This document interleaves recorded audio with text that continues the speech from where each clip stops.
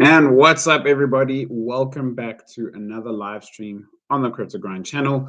Now, if you are watching this live or at your leisure, my name is Crypto Grind, aka Stuart, and we're going to be talking about layer twos in this one. Going to start off with a bit of news, and then go on to layer twos, and we can have a chat around there about which ones you think should stay, which ones should go. So drop your comments down below.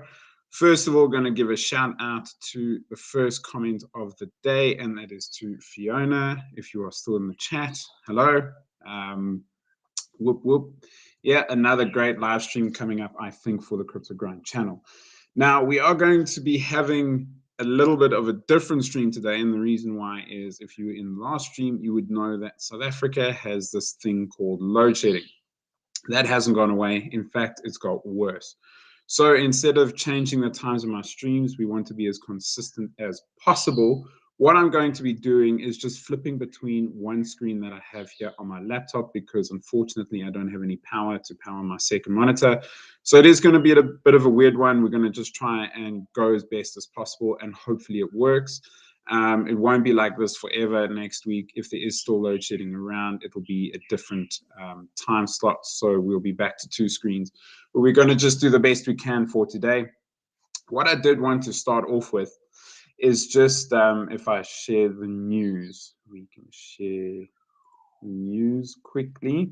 The first bit of news that I actually wanted to show was around what Standard Chartered have dropped, and that is that they expect Bitcoin to be hitting $120,000 by 2024. Now, I don't think that is much of a surprise to many of us. I think that Bitcoin hitting that price is pretty expected. My sort of range for Bitcoin would be between 100 and probably 10 and maybe $140,000 in the next bull run, maybe up to 150 if we're lucky. But was Standard Chartered saying that it's going to hit that price in 2024? Personally, I think that's a bit adventurous. I don't think that they're going to be hitting that price in 2024. I think at the end of 2024, we're going to be getting new all-time highs, but 120,000 next year, probably not. I can only see that maybe happening towards the end of the bull run, maybe January, February, March of 2025. So that would be my prediction. Just very interesting from Standard Chartered side that they are deciding that, now they're getting involved, and we're going to see Bitcoin at 120,000, when a lot of people in the crypto space we've actually been saying it for quite a long time that we expect that. I'm not one of those YouTubers who think that Bitcoin is going to be going up to 500K, $1 million in the next bull run, or whatever the case is. Yes, I think that it might hit those prices, but we're literally talking 20, 30, 40 years from now. 120K, 150K in that region. Like I said, I believe between 110 and 140 is my expectation for Bitcoin. And then probably going up to maybe 150 at best, at its peak, maybe. I think that's sort of outlandish in terms of price for Bitcoin. I don't know if you guys agree. Drop a comment down below if you do agree or disagree with my price point for Bitcoin. Maybe we have some people here believe 250K. I know that is quite a psychological number for a lot of people out in the crypto space. So maybe Bitcoin at 120K, who knows? But if we have a look at the market for today, so we just flip screens again and we go to this one, just have a look at where we are. We can see that we're pretty flat, 1.1 trillion. So we're above that psychological mark of 1 trillion, which is quite nice. It's always nice to see that we are maintaining. But if we have a look at where Bitcoin is as a whole, I know it once again crossed that $31,000 mark. It's bounced back again, and it's what we've been saying what we've been saying previously, that it's bouncing off that 32K area. That's exactly where it is. It hit 31, came back down again. Maybe there was some news here that I wasn't aware of. If anybody in the chat, maybe you guys know. But yeah, that's really where we are. And again, everybody in the chat, I think we were Okay, so sorry, Jason. I don't know if you're still in the chat. Let's just give you a quick how's it. That's hello from South Africa. Drop a like. Got a bounce, unfortunately. That's all good, man. Thanks for coming around. Hopefully, we'll see you in the next one on Friday. And also a shout out to Puppy as well. Channel regular. Sorry, late finishing a research paper on chemistry of firework colors. Okay, that's quite cool. You know, when I started out at university, I actually had chemistry as one of my majors as well. So, yeah, all of that stuff I find pretty interesting. But yeah, so welcome, guys. It's good to have you as part of the stream. Just finishing up on the Bitcoin sort of price here. I think we're going to be doing it again and again and again. If we go back the last month, it's probably the best. You can see that we hit here. And we hit here 3 times, we sort of hit that peak and we've come back down. So we found another range. What is interesting, it looks like we've hit some sort of support. I know Puppy is one of the people who said it looks like we're going back down to 29, and I think that's a support level here. So Puppy, I'm going to at you again. Don't be mad. But yeah, so I think we are definitely going to be bouncing between those levels. I do think 25K is still possible. I don't know how likely it might be. I think maybe there's a 50% chance that it is actually going to happen. But I don't think we're ever going back down to that 15K, maybe at the end of the next bull cycle, but unlikely. I think 15K, we've seen that for the very last time for Bitcoin, barring some sort of black swan event, which can happen at any time, really. Got Jason coming in. Thoughts from Grind and chat on Rocco. Keep seeing it on Twitter. Many thanks. Legends. I haven't heard too much about Rocco. Maybe we can check it out quickly before we start talking about some of these layer 2's. Is it a music? Is it around music? I think I've heard it somewhere. There's a lot of zeros, which does concern me. But brand new, I guess, when we've got volume of 100. Is it $100 or $100,000? Market max supply, it's pretty high as well. Ethereum-based project. Realm of cybernetic principles, token manifestation of fears and desires of humanity's collective unconscious core networks attempt to grapple with the philanthropic concept postulates. Geez, this is pretty hectic. Like there's some big words there. Those are some big words. Let me share my screen for the website here quickly. Reality augmentation simulation experiment operating within orthogonal times. Geez, like, okay. Let me just share the screen quickly here. It is a bit of a rough one with this load shedding, but we just got to, manage. Rocco network, that's the one. Network players, machines can work together to achieve shared mimetic visions and unlock full potential of artificial intelligence and machine learning. As you read this, you're participating in the most benevolent timeline where the potential of this experiment is being realized. Okay. Yeah, this is very interesting. I must say I have not read up too much about it. It seems I don't know what to really think of it. Maybe one day I'll do a video on it. It seems brand new by the looks of it. If we have a look at the price action, if we go all time, so it's actually been going back for, how far back does it go? Yes, go a year, last year. So it's a brand new project by the looks of it. Even the last 7 days, or maybe even the last day. There's no market cap for it. Let's have a look at price. Price all-time high. So we've got something that goes all the way back to March of this year. Volume in March was 1.7 million. Hey, we've got another shout out here. Gary, welcome. Welcome to the stream. Yeah, Jason, I must say I haven't seen too much of this Rocco network. It seems very out there. So possibly one with a lot of words and maybe no action. let's keep our eye on this one. Put it on the Crypto Grind sort of watch list for the channel. And who knows, maybe it will be going places, but we can maybe just touch on that every week. All right, so I think let's get on to today's topic when it comes to layer 2's. I don't know how you guys specifically feel about layer 2's itself, but I think layer 2's are needed. But I think at this point in time, we actually have too many. And there are some that we are starting to see that they're possibly stealing the spotlight a little bit from some of the better projects out there. So what I've got here is a list of layer 2's, and sort of we can just, go through them and have a look and see which ones are great and which ones we could possibly sort of knock off the list and we wouldn't really miss them all that much. So the first one is Polygon. I think it goes without saying, probably one of the best projects in the crypto space. I actually don't even see it as a layer 2 personally. I call it a layer 1.5. I firmly believe that we will be seeing Polygon as its own layer 1 in the future.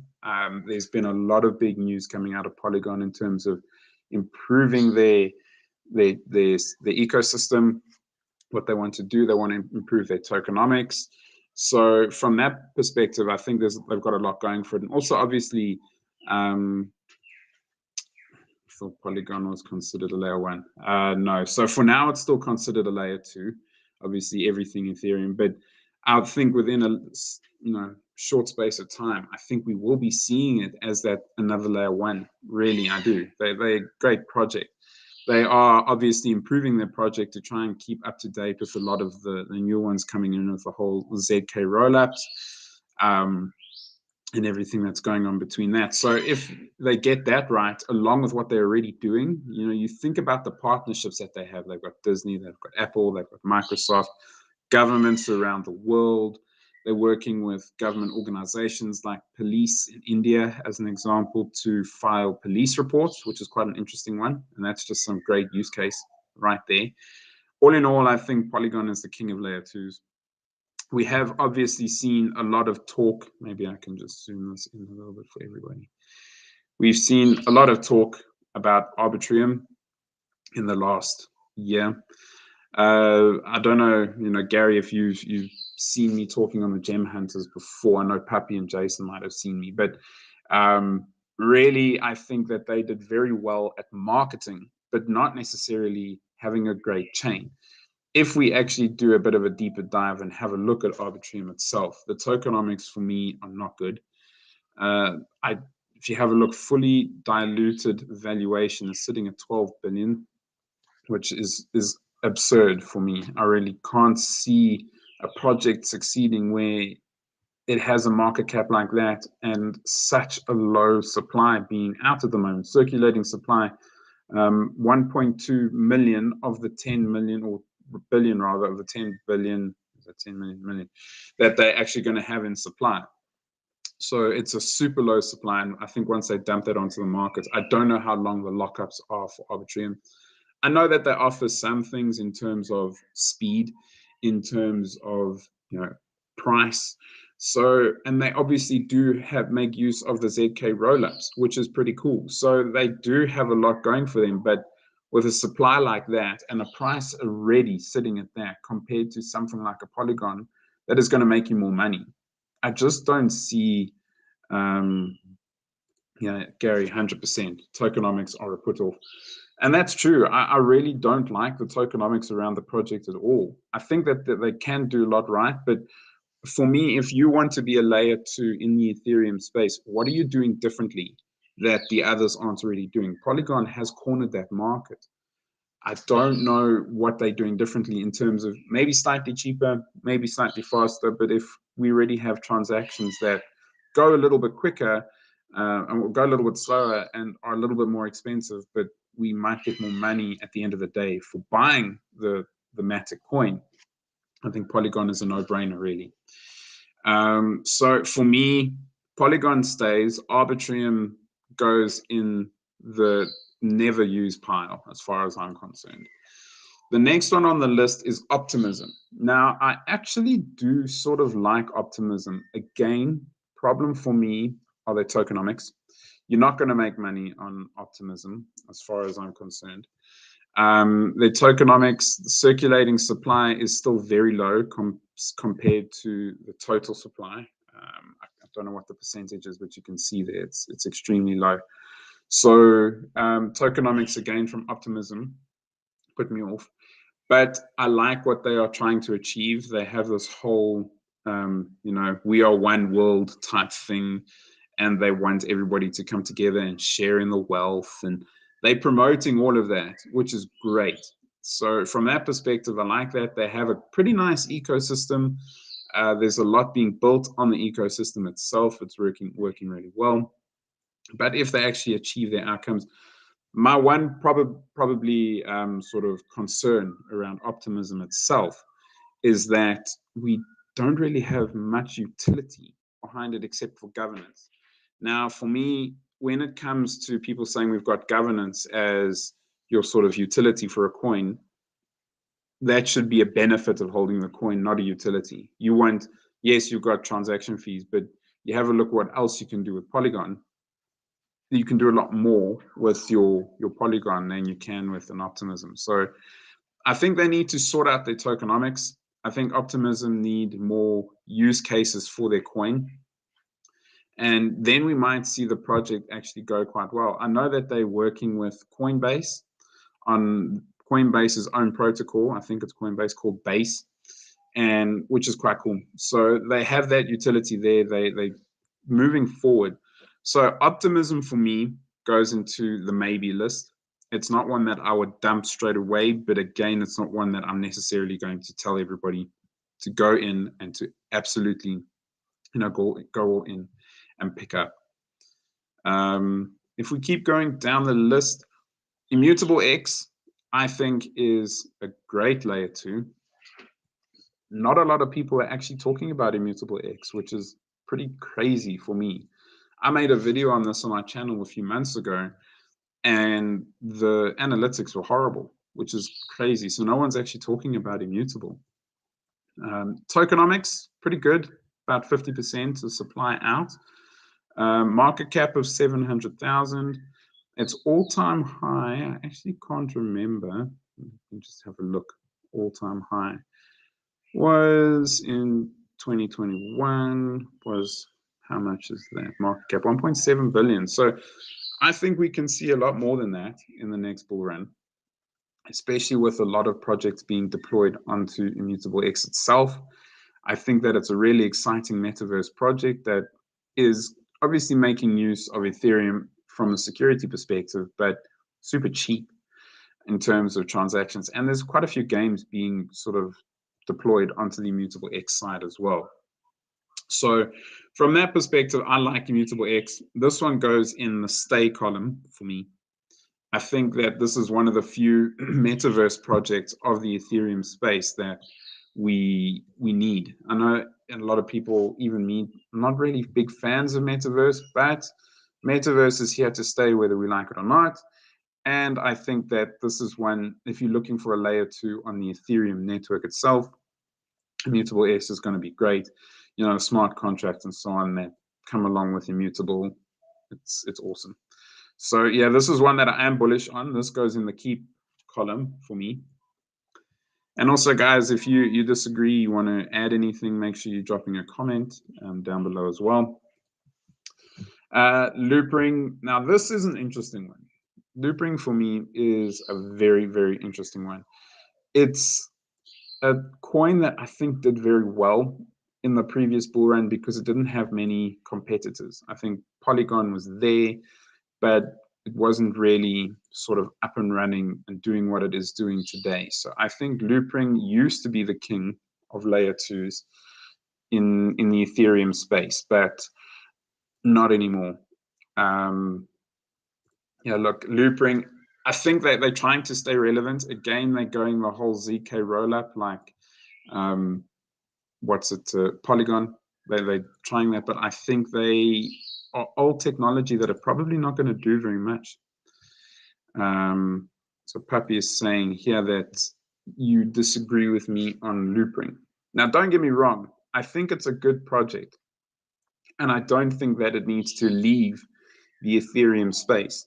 But I don't think its relevance is there anymore, personally. It's in your go away pile. I think it's in my stay pile. Personally, I think that there's probably enough people still using Loopring that it'll stay. I don't think it's going to hit its previous all-time high. Personally, you can see what it did here. It absolutely shot up. Now this is also the second wave of the bull run in 2021. Remember, we had a big spike in March. So, and this one way outdid itself. I don't know what the news around here was. I think maybe Ethereum were announcing their fork or something like that. And maybe that's why it was like this. But you can see it's come back down here. We're sitting at levels that we saw way back then. And I just don't think it's going to be doing very much. I think Matic is going to outperform it. So I think keep, but it's going to become irrelevant. I think it's, and personally, what we might see is it might become like the sort of Tron of the Ethereum space, where it's going to stay, but nobody really uses it, unless SSM. He likes Tron, so don't tell him I said bad things about SSM. He's a great guy. Now Scale, I must be honest, I'm not very clued up on it. I did start looking into it today. It looks like it could be an interesting project. I think that they're focusing quite a bit on social and security, which is quite nice. It's something that we don't see very much in the crypto or in the layer 2 sort of section of the Ethereum layer 2. So I think the Scale network is one that we could watch. It's probably going to go on my maybe pile. It's on a lot of people's watch list as well. So I'm not too sure that it's actually going to be one that will stick around, but tokenomics look okay. Market cap is pretty low, so it could be worth a bit of a gamble. Max supply 7 billion. We've got a circulating supply, so we've got a good chunk of circulating supply for Scale. So Scale probably goes in my maybe pile, but nothing more than that. Now, Cortezi, I know a lot of people are talking about this project. It seems like it has some potential, got a very low supply, a nice circulating supply as well. Look, they might be a contender in the long run. If we have a look, Cortezi is an application-specific rollout execution layer for Linux runtime. Its virtual machine allows developers to import decades of open sources into blockchain applications. Now, that's why I think Cortezi does have its sort of use case where there's not a lot of other layer 2s that might necessarily offer this function. And what this sort of does, then it takes your legacy products and they can put it into the blockchain space. So yeah, I think this could be a maybe for Cortezi if they keep promising. I had a look at their roadmap a little while ago, and the roadmap looked pretty good. What I do like about this here is that the market cap wasn't all that high. I mean, we didn't even hit $1 billion previously, so there still is that potential that we could see a 10x if you see that that's a last bull market. Didn't think they were going anywhere short term. Yeah, I think they might be a bit of a slow burn, almost like the ADA of the layer 2s as well. So it could be a slow burn, but I think that when we see mass adoption of crypto, Cortezi might be more valuable, because then obviously people are going to be trying to bring applications that weren't necessarily built for the crypto space onto the Ethereum network, which can be pretty cool. So they can, I think this is a big one here. Developers can code decentralized logic with their favorite libraries, compilers, and other time-tested open source components. So I think that there can be big. And the Cortezi rollups can be deployed on other layer 2s as a layer 3, so on top of other ones as well. So I think it might have its use case. They have a good team. They all doxed. I think someone went to Princeton who started it, if I remember correctly. Contributors, let's see here if they mention anything about Princeton. Some professionals.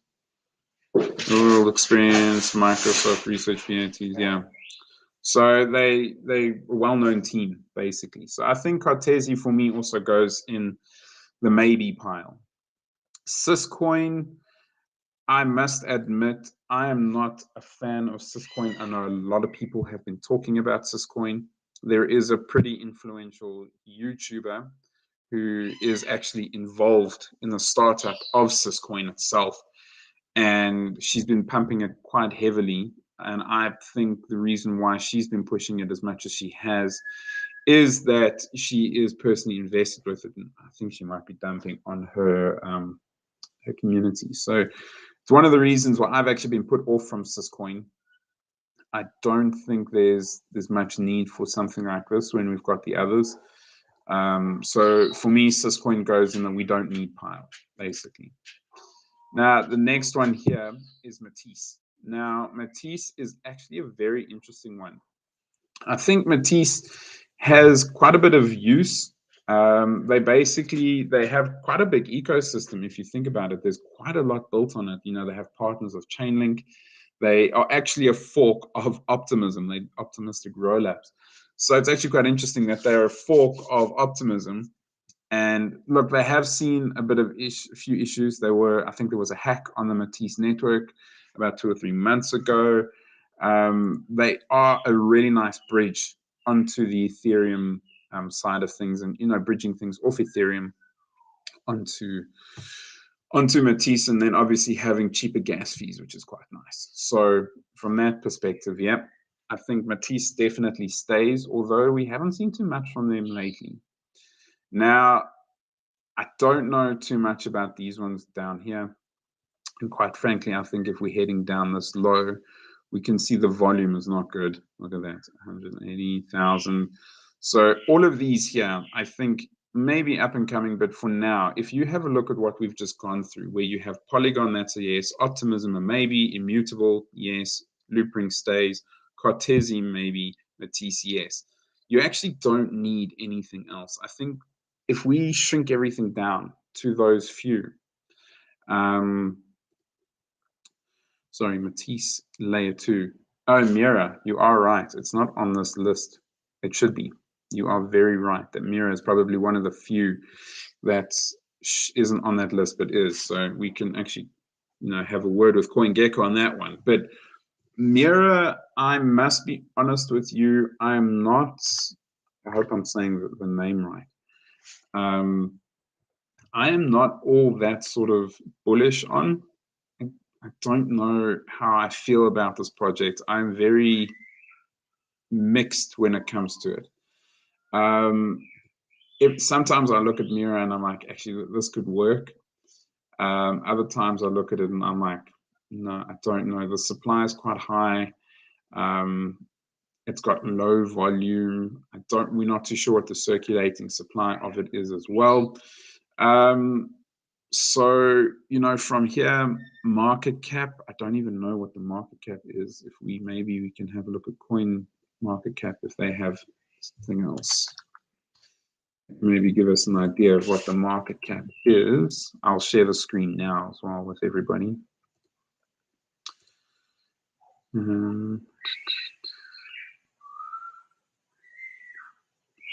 So look, I think Mira in terms of possibly, let's just see here, market cap of 3 million according to Coin Market Cap. So that's not too bad. If we share, so we've got a market cap of 3 million, so very low. All-time high. I think it's a very new project as well, so it won't go back too far. We're only a few months into it. Circulating supply is extremely low from what its maximum supply is. If we have a look, maybe we can see that what's nice is they do have an audit, which always gives you some sort of bullish feelings. If we have a look at Etherscan, here's the wallets or holders. Why can't we see holders here? Sorry, I'll share the screen with everybody as well, so we can share it.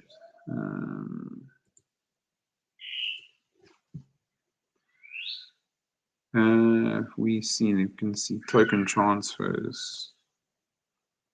I want to see holders. Why do we not see holders? That's very strange. It should be over here.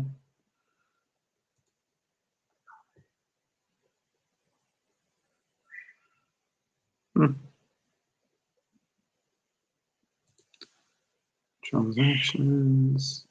So yeah, if we just have a look at that mirror, for me, very low circulating supply, and that's probably one of the reasons why I would probably tell you to stay away from it.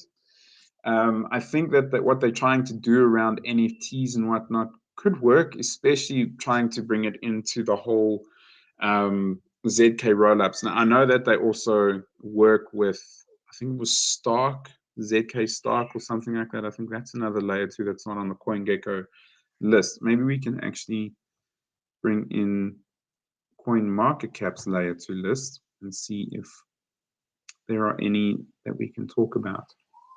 Otherwise, if there are any other crypto related questions, guys, go ahead and pop it in the chat, and we can then do a bit of a Q&A for about 15 minutes or so, and then we will end the stream. It is a bit frustrating going backwards and forwards with the different screens. So I do apologize that it's not the best stream, it's not the most efficient, but obviously I do want to have streams with the community. So this is what we're just going to have to do for now. Our layer 2's here.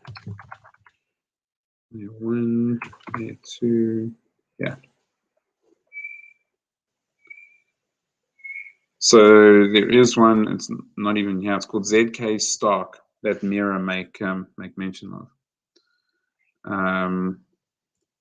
So we've got Gary coming in, actually jumped in and out of Mira a few times, just trading the ups and downs. You know, that's one way to make money. I think Mira is being spoken about quite a bit, which means it's always going to push the price up. So from that perspective, you're doing well to get in and out, make some profit. But I think long term, I'm not so convinced when we're looking at that sort of, you know, the tokenomics really don't give me that warm and fuzzy compared to quite a few others, you know, like even Matisse over here. I know that they were actually given, I think they were given money from the Ethereum Foundation itself. So if someone like Vitalik has, you know, that sort of confidence in the project, then that's great. But we're not hearing those sort of words about Mira. So that would be my take. Papi, I know you might disagree with me because I know how you feel about metaverse. So yeah, you know, it's okay. I think Mira is not bad. I think they've got a good team, and it is still brand new. So, you know, we might see that improve. Maybe there's going to be some burn-offs along the way as well. Otherwise, it probably, for me, if we're having, you know, your different columns, I think Mira goes in the maybe.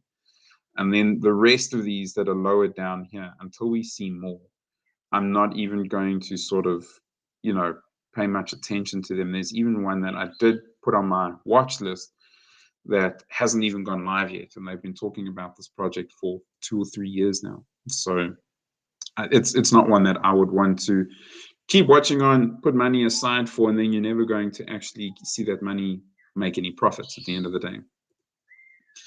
Puppy coming in on the fence with Mira, might save it for the next cycle because of that supply. 100%.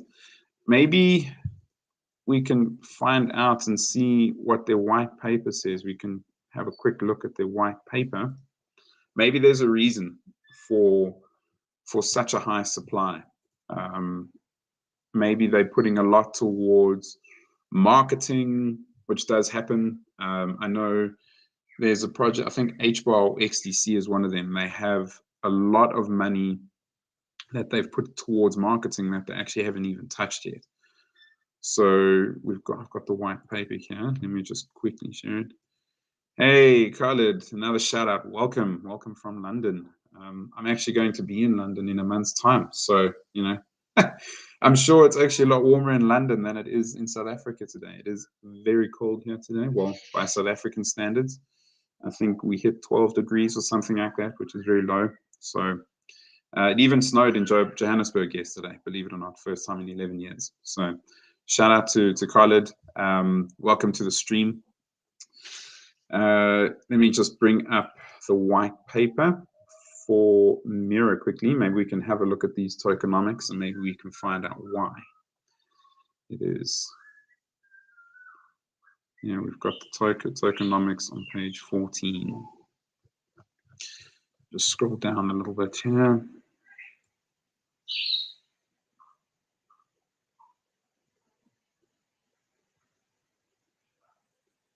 Okay, so tokenomics 50 billion, which is pretty high. Release schedules and lockups. So we're going to have distributions every 2 years. Protocol 12 million per day. 30% unlocked immediately. Remainder will be unlocked over 36 months. 6-month cliff unlocked over 48 months. Okay. So we can see that that supply is going to take 3 years from the inception. So that was now. So yeah, it'll be interesting to see. I think what Puppy said here is that you might wait until the next cycle. I think it might not be a bad idea. It'll give it time to sort of improve in terms of what they're trying to achieve. It gives them time. You then not losing money as well. So it's a layer 2 for me that goes in the maybe list. Khalid, you say, need any help while you're here, let me know. Thanks very much. I actually used to travel to London quite a bit in my younger days for work. I think I've been to London for about 8 or 9 times now. So yeah, I actually know my way around London quite well. But this time it's on a holiday now, so it's not for work, so it's to see some family, which is quite nice. So that'll be the only week going forward where you actually won't have any streams from me. So I don't know what we'll do. Maybe we'll do like a pre-recorded stream and I'll put it on or something like that. But it might be the Crypto Grinds week away where we don't have any streams or anything like that. If there are any other questions, guys, let me know. Otherwise, we can end the stream there. Puppy, I don't know why you're crying. Don't worry, it's okay, man. Hey, Archie. It's good to see Archie in the chat. Everybody, if you haven't already, go and give Archie's channel a subscribe. He is the OG crypto gem hunter. I think we can all agree. So yeah, big shout out to Archie. Welcome to the stream. And everybody, make sure you're checking out Archie's channel. I think he streams at about the same time as me for the whole week. So the days that I don't stream, check out Archie. And I think, Archie, if I'm not mistaken, you're going to be hosting the Gem Hunters today as well. So everybody, make sure you are going to the Gem Hunters channel in about an hour and a half. I won't be on today, but I'm on tomorrow and Thursday. So yeah, there we go, Archie. Coming in with some fire. Let's see, Puppy, confused stance on gaming, next bull run. So where I stand with gaming is I think that there will always be a use case, or maybe, yeah, use case is probably the right way to put it. I think that there will always be a lot of people who are in the gaming space in crypto, but I personally, so if you look at it from a pure money making perspective, I think gaming is definitely going to make you money. Metaverse, the correct project, will make you money. But I think that there are better narratives that exist in the crypto space. That's the way I see it for now. I don't think gaming is at a level in crypto where you will see a AAA title like a GTA, like a God of War, like a Diablo, and we can name the list as it goes on. We won't see those titles on the blockchain for a very long time. And I think that could end up hurting crypto in some way, where these half-assed games get deployed into the crypto space, and then people see the crypto space as a joke, where we actually want to see this legitimized, because we all know that there is massive uses for blockchain technology, for cryptos all over. So gaming for the next bull run, I think, will do very well. You will make money in it if you're in the correct projects, like a Gala, like an Altura, like an Immutable X. I'm just trying to think of a few.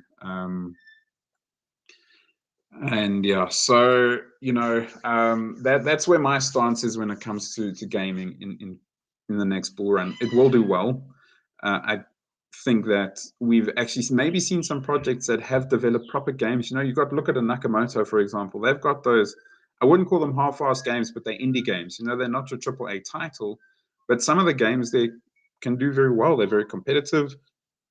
You can compete with your friends and so on. And that's why I say that they'll do well. But if I'm looking at some of my favorite niches in the crypto space, it would probably have to be DeFi, AI, and some of the up and coming ones, like maybe some of your decentralized social side of things, and also your real world assets. Those would be some of my favorite and underappreciated areas in crypto. There's also insurance, which is starting to take over. Payments, you've also got medical side of things as well, where they might not necessarily make you as much money, but I like the use cases that comes from those as well. So I don't know, Puppy, I don't know if that answers your question around where my stance is, where I think it'll make you money. So if we're looking at it from a pure money-making perspective, yes, we will make money from gaming, and that's why I do cover gaming on my channel.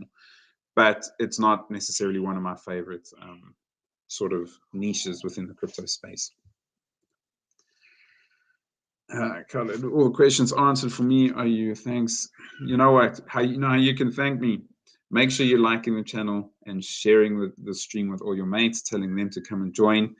One of the reasons why, obviously, the quality for my streams is so low is that we're building something. So once the channel gets monetized and whatnot, then I will definitely be taking that monetization money back into the stream and my channel itself, and you'll see the quality improve. So the best way that you can thank me is liking the stream, hitting that share button as well, telling everybody else to join. And if you really want to, I think Puppy can attest to it, we've got some really cool Patreons as well. So if you'd like to become a Patreon, link is in the description. Otherwise, also join the free Telegram, the Crypto Grind Telegram. We have a pretty nice community growing there as well. But from the Patreon side, we have streams every Monday where everybody in the Patreon, the VIPs, we have a sort of much closer session. What also what I want to start doing is having a look at if people want to send like maybe they have a portion of their portfolio that they want to redistribute to something, we can talk about it in the chat and that sort of thing. So those are a few ideas that I have. But yeah, I appreciate everybody's support as always. It's great to see the regulars coming back. And I'm sure we're going to grow this channel from strength to strength. So Puppy saying, yeah, feel you. Was it Seth? You said that gaming doesn't belong in crypto. It might have been Seth. I think he is Seth. I think it could have been Archie. I don't know if Archie is still in the chat, but I know Archie is sort of on the fence like me when it comes to gaming. Where the also issue is if there's no need for a gaming developer to develop on blockchain, why would they? They are already developing games for a range of platforms, PC, PlayStation, Xbox, Nintendo, and whatever else there might be coming along the way as well. Why would they need to build on blockchain? We need to incentivize that. The gaming industry is huge. It's worth trillions of dollars. So if we can find a way to incentivize it and get people onto the blockchain with real AAA titles, I would love it. I am a gamer. I'm a gamer. I've got PlayStation and whatnot. I've been gaming since I was a kid. But right now, for me, there's no need. Archie coming in bullish gaming in terms of X gains on your money, but in terms of actual quality of games, they are bad. 100%. I agree fully with what Archie is saying here. Is we need, if we want to say that blockchain is a place for gaming, we need AAA titles. We need those GTAs. You know, we need those Assassin's Creeds. We need all of those sort of games. And we need a reason for them to be on the blockchain, not just because you can have an NFT. Because it's great that you can have an NFT of a sword. So what I can create that. I've now got a cat jumping on. I can create that in a game, and you know, that's that. There's no need or no incentive for a developer to be on the blockchain right now. And that will probably change. Maybe it'll make microtransactions easier in the gaming space or something like that. But you know, who knows? For now, it's weird. Like I think like Archie says here, business models are weird. Archie point about companies and their profits being lower. Yeah, there's no need. Why would they waste time for their developers building in a brand new space when you have established methods in terms of Xbox, PlayStation, PC, Nintendo Switch, and all of those others? Okay, guys, I think that's we've got one more coming in from Puppy over here. Crazy juxtaposition going from playing Red Dead Redemption on PS5 with insane graphics and open world and then playing some crypto game. No, exactly. When you have a look at some of those games, I would say even if we start with a Minecraft-based game in the crypto space, it would be a step forward. We don't even really have that right now. We had squishy little characters for Axie Infinity, which, you know, there was no cap on the supply for Axie Infinity. People played the game for a little bit, they got bored. And then you sit with these NFTs that don't really do anything. So that's also a big thing, is if you're going to be pumping out a game, it would probably have to be something like a World of Warcraft, where the game goes on for a very, very, very long time. Where, you know, the World of Warcraft has been going since the late 90s or something like that. And yes, they've had different iterations, but they built a fantastic community around it. Probably because crypto sector hasn't developed yet. Look at Tetris and Snake from your generation. And look, I think Tetris might have been a little bit before my generation, but you know, maybe with time the games will get better. I agree. But again, it's going to come down to the why. Why am I going to pay developers to build a game that not many people are going to play? So we're going to need to see the mass adoption in the crypto space first, before we will see the better games coming. So it's a bit of a catch-22. Do we develop a good game and then deploy it in blockchain, and we have 1 million people playing our game that we spent 3 years making, we spent billions of dollars making, and we've got 1 million people playing the game? Gary coming in, Tetris is your generation. Gary, I won't be rude and ask your age, but you know, crypto, I think in the crypto space, it's safe to say that you don't need an age. If you're here, you're winning. That's my perspective. And I mean, I'll be 35 in a week, so you know, probably not far off your age, Gary. But anyway, so yeah, the gaming thing, I think we will see a change. You know, if you land up having a hit like a Minecraft or a Roblox or something like that the kids will end up playing, then I can see it doing very well. But I think, again, in the bull run, what will happen, people start playing these games. They'll be like, oh, that's cool, spend a lot of money, and you might see some of the metaverse projects dropping off again. Probably why I'm a bit more bullish on Gala, because they have that other social aspect, something like a Nakamoto as well, where you can bet against your friends and play against your friends in like a game of pool or table tennis or something like that. It gives a bit more use case than walking around with a squishy character for, you know, an hour. And Axie Infinity, what did you do? You hatched characters, and that was it. So, and people lost interest very quickly. And gamers do. You pass the game, then you move on to the next one. So we're going to need that pipeline of games coming out, and then from there, you might see them start to improve. Obviously, I know Ubisoft are on the governing council for HBAR. So there is that hope that someone like a Ubisoft might be the first to develop real games. There's talk that they're going to be having one of their Assassin's Creeds, I think it's Black Flag and Unity, that are going to be redeveloped and released on the blockchain. So, there is hope. If maybe even if they start accepting payments in cryptos, it'll be a start. If they have like a Steam, the equivalent of a Steam on the blockchain, and then they start accepting crypto payments for games. But again, that's only going to happen when you see regulation. Companies not really going to take a risk and go, I'm going to accept HBAR as payment for this game when we don't know what regulations are happening where. So I think everything needs to happen together. We need to see the regulation, we need to see better games, we need to see mass adoption, and that will take time, as you say, Puppy.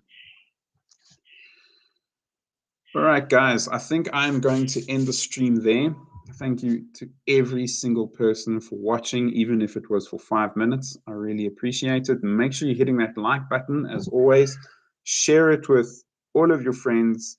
Let's build this community into something great. If you're not already, check out that Telegram. I think I have a link for the Telegram down below. Also, if you would like to, make sure you're checking out the Patreon if that's something that interests you. But yeah, I really appreciate every single one of you. Thank you so much for joining. Hey, Thor, it's always great to see another regular as well. Think about gaming projects doing very well on the bull run: Altura, Gala, RPG, Naka, or Welt. Yeah, so we'll do this as a final question. Altura, yes. Gala, yes. RPG, yes. Naka, yes. Welt, I haven't looked into too much. I think some of the other gem hunters have looked into Welt. I think it's a good project from what I understand. But yeah, Altura, low market cap. I think I've been talking about it since it was about 13 million or something. So it's done a 2x or so since I've been talking about it. Gala, very underrated in my opinion. RPG, also very underrated. Naka just seems to be going up and up and up. No one actually knows when it's going to stop. But a great project. So I think those projects will do pretty well. Puppy, yeah, of course. I want to be as consistent as possible. I know, again, sometimes with the load shedding here in South Africa, it's a bit difficult, but I am trying to be as consistent as possible. Hopefully adding a third stream on a Saturday or something like that, seeing how many people can join there as well. And then Thor, thanks for your content. Was too late. You know what? Don't stress. That's why we have the replay button, right? I understand people have lives. You can't join every single stream. But even if you pop around for 5 minutes, hit the like, say hello, and carry on, we'll see you in the next one. That's the most important thing. I'm just trying to build a really nice crypto grind community. And I think in general, we are building a community that's not toxic, because that's the thing. We might disagree, but we're not going to be toxic with each other. I am completely all for banning people on my channel that are toxic. We've got no time for that. And I actually have. There was a guy who had a few words to say about me on my XTC video. He got banned.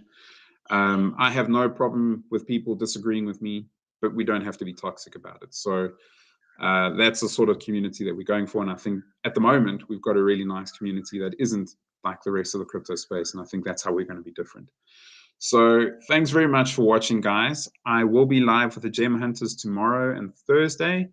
And then live again on Friday. I think it's an hour later than our normal start time, so 3 p.m. UK time.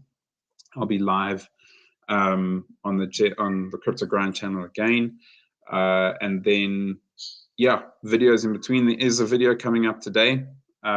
Surprise on what it is. I'm not going to give it away, but there is a video dropping later on this evening. Yeah, thanks very much for watching, guys. Have a good day. Make sure you're checking out the Gem Hunters in about an hour from now. And I appreciate every single one of you. And I'll see you next time.